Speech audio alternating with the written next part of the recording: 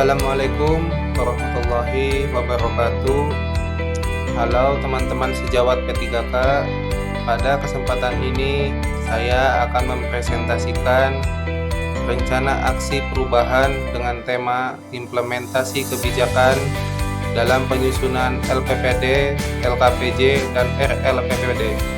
Harapannya rencana ini dapat meningkatkan nilai LPPD dan keakuratan data LKPJ dan RLPPD.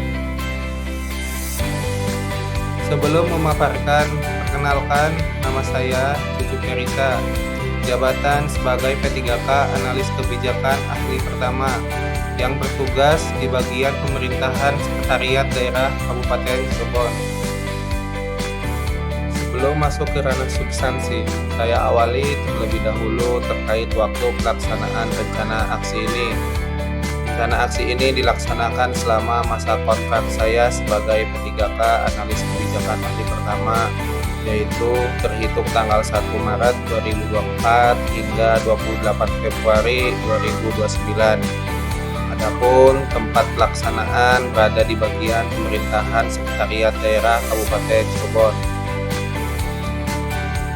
Dalam melaksanakan tugas dan fungsinya, saya berpedoman pada visi dan misi kepala daerah. Dengan visi yaitu Kabupaten Beriman, yang dijabarkan dengan 5 misi seperti yang nampak pada slide berikut.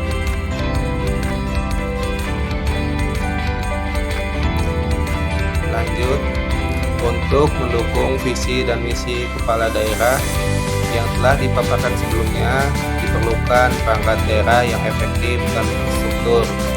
Berikut struktur organisasi Sekretariat Daerah Kabupaten Cirebon, di mana didasarkan pada Peraturan Bupati Cirebon Nomor 128 Tahun 2023. Berdasarkan pada Peraturan Bupati tersebut, susunan organisasi Sekretariat Daerah terdiri atas Sekretaris Daerah, dibantu 3 asisten daerah, 10 kepala bagian, 7 subbagian, dan kelompok jabatan fungsional serta jabatan pelaksana. Seperti yang dapat dilihat dari gambar, terdapat kotak merah. Ini merupakan di mana saya sebagai P3K Analis Kebijakan Ahli Pertama tugas. Dengan adanya regulasi terkait sistem kerja di lingkungan pemerintah Kabupaten Cirebon, khususnya di bagian pemerintahan Sekretariat Daerah, maka saya yang menjabat jabatan fungsional sebagai P3K Analis Kebijakan, tugas saya berfokus pada kajian dan analisis kebijakan di bidang otonomi daerah. Dengan bagan penempatan saya berada di tim kerja otonomi daerah. P3K memiliki peranan yang sangat strategis dalam mendukung tata kelola pemerintahan yang baik. Transparansi dan akuntabilitas dalam pelaporan sangat penting dalam mendukung keberhasilan penyelenggaraan pemerintahan daerah. Dengan tugas saya yang telah dipaparkan sebelumnya, yaitu analis kebijakan dengan tim kerja otonomi daerah, maka salah satu tugas saya terkait fasilitasi pelaksanaan otonomi daerah. Dalam penyelenggaraan pemerintahan daerah, transparansi dan akuntabilitas menjadi aspek fundamental dalam menciptakan tata kelola pemerintahan yang baik. Pemerintah daerah berkewajiban menyampaikan pertanggungjawaban atas pelaksanaan kebijakan dan program yang telah dijalankan. 3 instrumen utama dalam pelaporan tersebut adalah laporan penyelenggaraan pemerintahan daerah atau LPPD, laporan keterangan pertanggungjawaban kepala daerah atau LKPJ, dan ringkasan laporan penyelenggaraan pemerintahan daerah atau RLPPD. Melalui rencana aksi ini diharapkan keberadaan P3K Analis Kebijakan Ahli Pertama di bagian pemerintahan dapat berkontribusi dan mendorong inovasi kebijakan guna menyelesaikan permasalahan dalam proses penyusunan dan pelaporan LPPD, LKPJ, dan RLPPD. Adapun maksud dan tujuan dari rencana aksi ini. Maksud dari rencana aksi ini adalah mengoptimalkan implementasi kebijakan dalam penyusunan laporan agar lebih terstruktur dan berbasis data sesuai dengan pedoman umum dari Kementerian Dalam Negeri. Sementara tujuannya yang pertama, meningkatkan keterpaduan dan konsistensi kebijakan dalam penyusunan laporan. Yang kedua, mewujudkan pelaporan yang berbasis data yang akurat dan valid. Yang ketiga, meningkatkan efisiensi dan efektivitas penyusunan laporan. Dan yang terakhir, memperkuat akuntabilitas dan transparansi pemerintahan daerah. Artinya, apabila tujuan ini tercapai, harapannya adalah nilai LPPD meningkat, data LKPJ ataupun RLPPD akan lebih akurat dan dapat dipertanggungjawabkan. Sekarang masuk ke ranah isu permasalahan. Dalam prakteknya di lapangan, banyak sekali permasalahan yang dihadapi dalam penyusunan baik LPPD, LKPJ ataupun RLPPD. Secara garis besar terdapat 6 permasalahan. Yang pertama, kurangnya pemahaman data. Yang kedua, data tidak diperbaharui. Yang ketiga, kesalahan administratif. Yang keempat, lemahnya pengarsipan. Yang kelima, mutasi pegawai yang cepat. Dan yang keenam, penyusunan laporan sebatas kewajiban. Adapun dampak dari isu-isu permasalahan tersebut, pertama, kualitas laporan menurun. Artinya, nilai LPPD menurun dan data laporan LKPJ dan RLPPD tidak valid. Sementara dampak yang kedua yaitu pengambilan kebijakan yang tidak tepat. Sangat memungkinkan bahwa keputusan dalam menyusun perencanaan kegiatan dan anggaran tidak tepat sasaran. Berangkat dari isu permasalahan tersebut, saya mencoba memaparkan rencana aksi dengan kegiatan pertama, penyusunan pedoman internal tata cara penyusunan laporan. Penyusunan pedoman ini bertujuan memberikan panduan kepada perangkat daerah dalam dokumen laporan dan data capaian kinerja lainnya. Adapun hasil yang diharapkan adalah 100% format atau pedoman internal tersusun dan telah disosialisasikan melalui surat edaran Bupati Cirebon. Hal ini penting agar perangkat daerah memiliki acuan yang jelas dalam penyusunan laporan. Kegiatan yang kedua, pelaksanaan koordinasi dengan perangkat daerah. Koordinasi dilakukan melalui rapat persiapan dan bimbingan teknis dengan perangkat daerah yang terdiri dari 31 dinas atau badan dan 40 kecamatan di lingkup pemerintah Kabupaten Cirebon. Keberhasilan koordinasi ini diukur dari tingkat pemahaman peserta rapat dengan target 80% peserta memahami materi yang disampaikan, dan bagi kepala perangkat daerah agar memiliki komitmen dalam penyampaian laporan tersebut. Kegiatan ini dijadwalkan pada sekitar pertengahan Desember menjelang akhir tahun anggaran terakhir.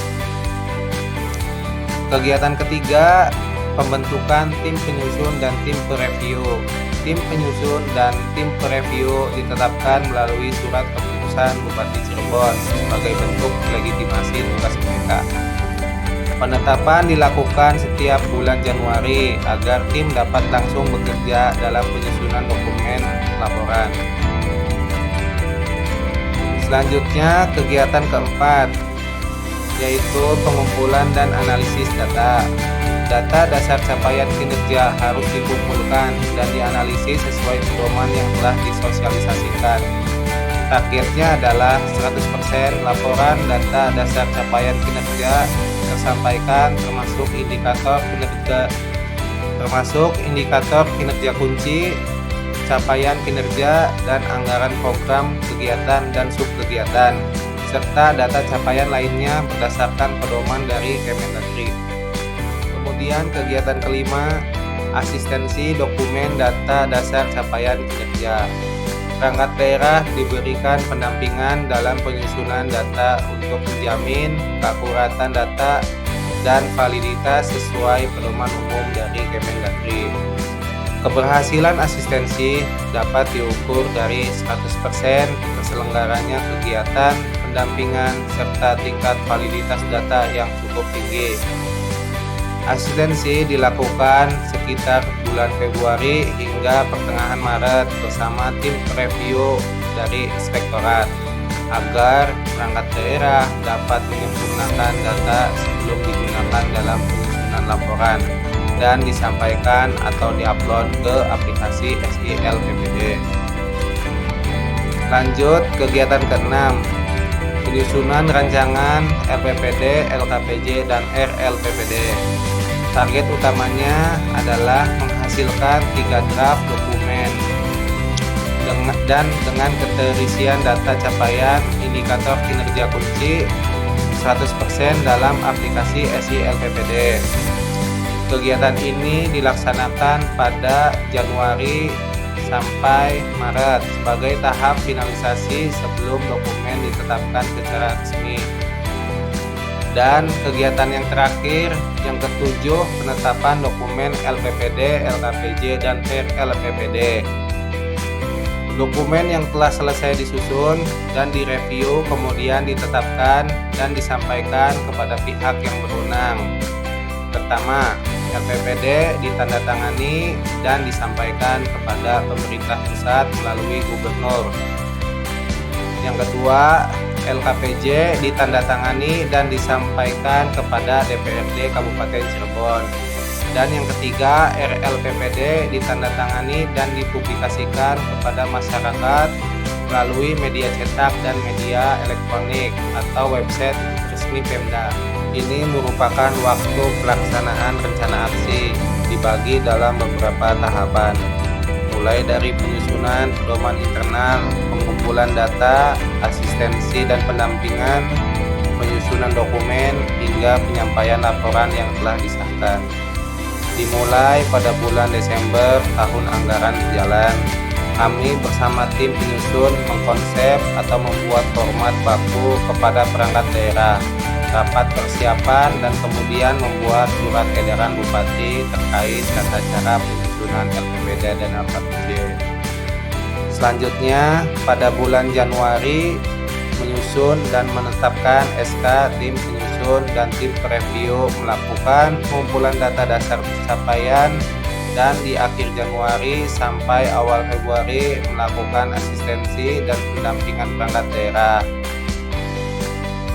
Selanjutnya, dari awal Februari sampai awal Maret biasanya kami melakukan pendampingan dan koordinasi baik dengan perangkat daerah maupun dengan inspektorat sebagai tim review, karena di sini salah satu inti permasalahan di mana data dukung yang disampaikan perangkat daerah masih banyak terdapat kesalahan, baik kesalahan administratif ataupun kesalahan substantif.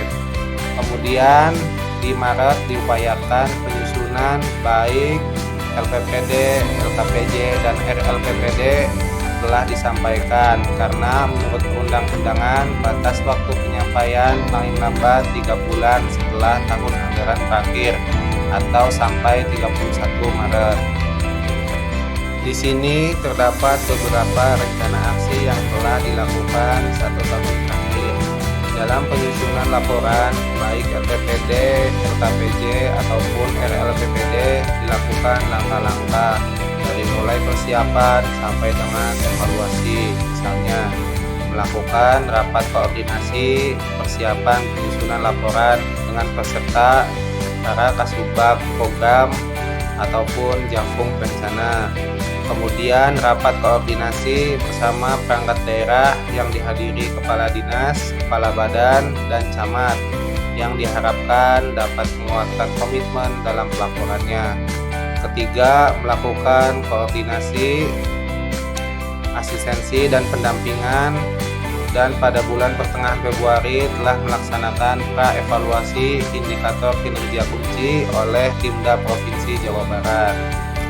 Agar diketahui bersama, dengan dibuat video ini pertanggal 28 Maret 2025 bahwa alhamdulillah penyusunan LPPD, LKPJ, dan RLPPD telah disusun dan ditetapkan tepat waktu, di mana LPPD telah direview oleh Inspektorat tanggal 21 Maret 2025. RLPPD telah dipublikasikan melalui surat kabar dan media baru atau website resmi Pemda, dan LKPJ telah diparipurnakan tanggal 26 Maret 2025 kemarin. Mudah-mudahan di pelaporan selanjutnya dengan adanya rencana aksi ini dapat lebih terukur, terstruktur, dan lebih baik lagi tentunya. Dari pemaparan tersebut dapat ditarik kesimpulan bahwa penyusunan baik LPPD, LKPJ, dan RLPPD memerlukan perencanaan yang matang serta koordinasi yang intens dengan perangkat daerah, lintas sektor, serta yang terpenting keterlibatan aktif tim penyusun dan tim review. Diharapkan dengan adanya rencana aksi ini dapat memberikan impact positif bagi peningkatan nilai LPPD dan keakuratan data LKPJ dan RLPPD pemerintah Kabupaten Cirebon. Demikian presentasi laporan orientasi P3K terkait rencana aksi perubahan ini. Mohon maaf apabila ada kekeliruan dalam penyampaian. Dan tak luput terima kasih kepada penyelenggara orientasi P3K, BKPSDM Kabupaten Cirebon, dan terima kasih juga kepada Widya Iswara yang telah memberikan arahan dan bimbingannya. Akhir kata, wassalamualaikum warahmatullahi wabarakatuh.